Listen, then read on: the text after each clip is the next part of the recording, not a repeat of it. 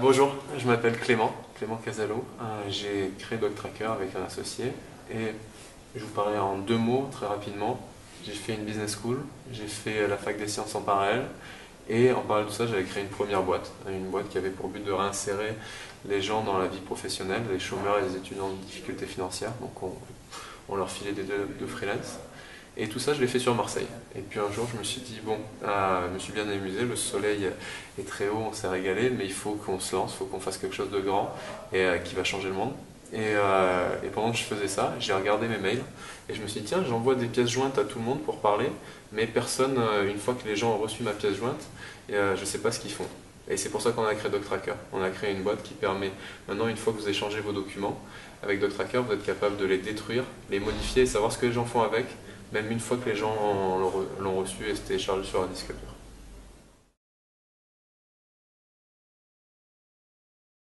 J'ai créé DocTracker il y a 8 mois, et s'il y a bien une chose que j'ai appris dans ces 8 mois, c'est que s'asseoir derrière son PC en se disant bon aujourd'hui qu'est-ce que je vais faire, ça n'existe pas. Il n'y a que dans les films où on voit les gens arriver avec leur manteau, poser ça derrière le bureau et commencer à travailler et réussir leur boîte.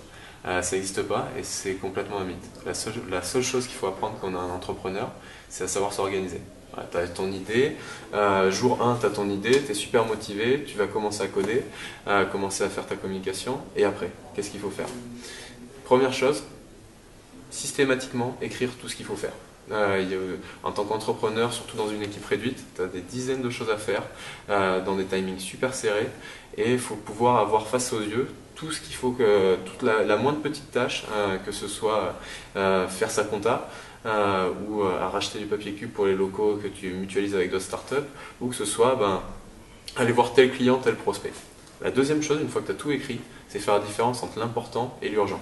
L'important, c'est ce qui va faire avancer ta startup tous les jours. C'est ce qui va te faire gagner des clients, des utilisateurs, ce qui va faire avancer ton produit, ce qui va te faire connaître dans l'écosystème.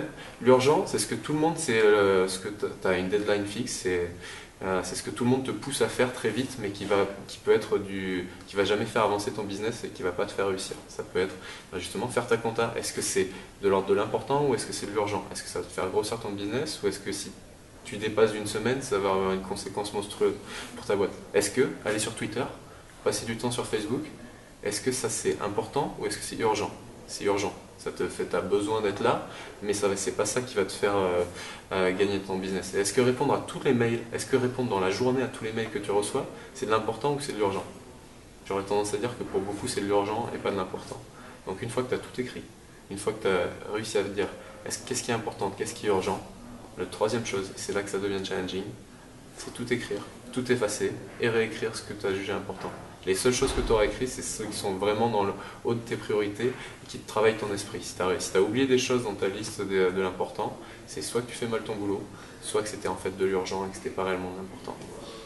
Voilà, c'est les trois choses en 8 mois d'expérience que je peux sortir. Écrire tout ce qui vous passe par la tête, faire la différence entre l'important et l'urgent, et une fois que vous avez fait votre liste des tâches, la refaire. Et, one more thing, en parler avec votre équipe.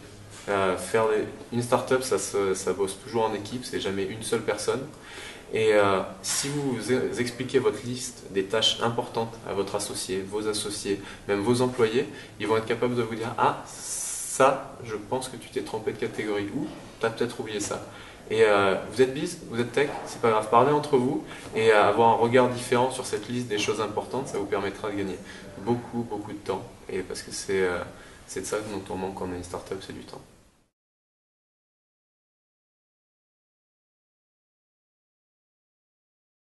Mes plus grands moments de doute, à chaque fois que quelqu'un dit ça marchera pas. Mais avec du recul, à chaque fois ça te remet en question et ça te dit bah, mince, qu'est-ce que je fais, pourquoi je me suis lancé. Mais avec du recul, il y a deux personnes qui vont te donner des doutes, les gens qui vont te dire ça marche pas et qui vont argumenter, et les bozos, les gens qui vont te dire ça marche pas et qui vont te convaincre que ça va pas marcher sans rien t'apporter de constructif. Et les plus gros moments de doute, c'est quand c'est des gens qui te disent ça marche pas et qui t'expliquent, qui te mettent le doigt là où ça fait mal. C'est eux qu'il faut écouter. Est-ce que je me suis déjà énervé? Ouais.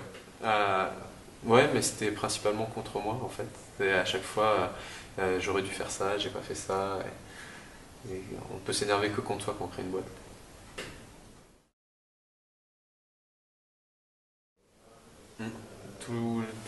tu es entrepreneur, en fait, il y a des jours où tu es à 2000%, tu as eu ta bonne nouvelle, tu viens de lever tes fonds, tu viens de signer ton premier contrat à 6 chiffres, tu es heureux.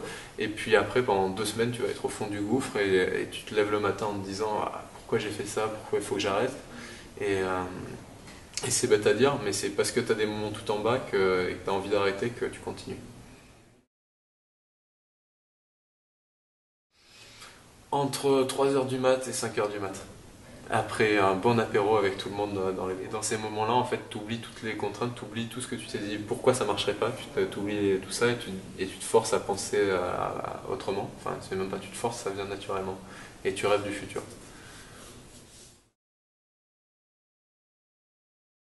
Quand tu rêves du futur, c'est se dire, voilà, ben, même si je suis tout petit, même si on n'est que 5 dans l'équipe, même si on peut y arriver. En face, il y a des boîtes qui ont levé des millions et qui sont des centaines dans le monde entier.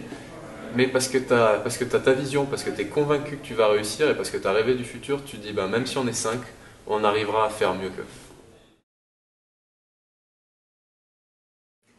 Est-ce que ça m'arrive de prendre des breaks? Pas vraiment, pas vraiment. Il faut prendre des breaks, il faut prendre des moments où on va déconnecter le téléphone, on va aller dans une cave et où ça passera plus. Mais tu peux pas prendre de break, t'es toujours. Si tu arrives à faire un break complet et plus jamais, et plus penser à ta boîte, c'est qu'il y a un problème. Depuis le tout début, le moment où j'ai le plus peur, c'est le jour où je me suis levé un matin et je me suis dit mince, j'ai des investisseurs. Ça veut dire qu'il faut que maintenant il faut que je réussisse, j'ai pas le choix. Et c'est ça c'est le moment où tu dois rendre, il y a un gros fossé entre tu es tout seul dans ton coin avec ton projet, tes deux trois clients, et le moment où tu as impliqué d'autres personnes dans l'aventure qui ont parié sur toi, sur ton équipe, et à ce moment-là, tu as peur parce que t'as plus que le droit de réussir. Est-ce que ça m'est déjà arrivé de baratiner? Regardez cette vidéo. Mais sinon, ça arrive de temps en temps de devoir meubler face aux clients, mais c'est pas le but. Si tu baratines, ça veut dire que t'as rien à dire, et si t'as rien à dire alors que c'est ta passion, c'est qu'il y a un problème. Quand est-ce que j'ai vraiment été fier de moi? Le jour où ça a marché pour la première fois DocTracker, mais en fait j'ai pas été fier de moi parce que je suis pas codeur, enfin je suis plus business que codeur.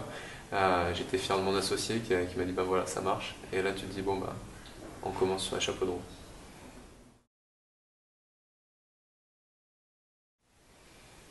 Qu'est-ce qui me rend heureux? Le fait de se dire je vais réussir. Le fait de se dire d'avoir des gens qui disent je crois en ton projet, et puis derrière tu te sens obligé de leur dire attends j'ai pas encore réussi.